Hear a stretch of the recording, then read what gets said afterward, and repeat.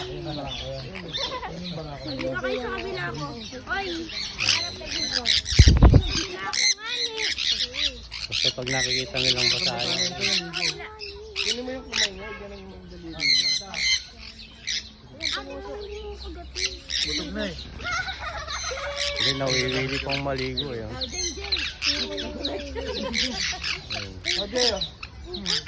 Hindi na, wag mo na ilapit. Nagbabasa. Para mas madali disiplina mo kung hindi ako sa orin mo po. Ayun kasi gala eh. Sarap yan. Sarap na wala pa nawaan sa ulo. Pwede lang nila. Ayun na.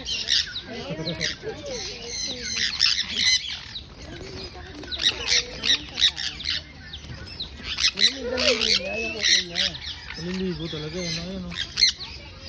Ano kasi basa kasi yung dahon.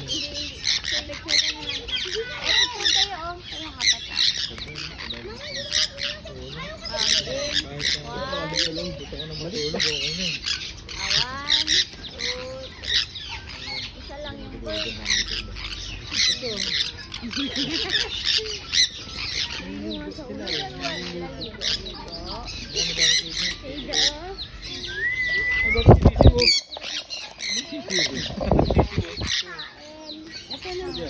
Saka may pakainan naman.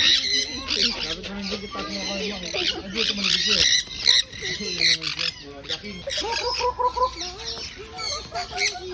Ayan ang pinapagpag nila yung dahan. Para mabasa. Oo. Buti ko hindi sila lumalabas dun. Yung isa basang basa, no? Ito basang basa. Oo. Cute niya. Ayos natin anak. Dapat dinamihan mo yung ano. Hindi sila. Parang yung ano, may alaga rin yung daddy na nakakatid. Sa African dati. Nasa loob lang ng bahay. May lovebirds pala dun, oh. Ayan. Sa gilid. Ida. May lovebirds dun sa gilid. Oh. Dito ko pala. Favorite bird ko yan kasi Dito nakita yung paraan. Oh, yan na sa ulo ni mama. May conyor na. Ayan. Naliligo sila.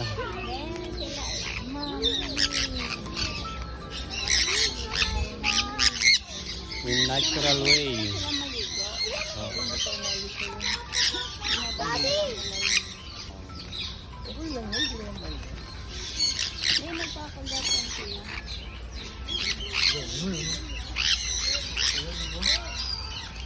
Pipili, takot naman. Kahit ito yung...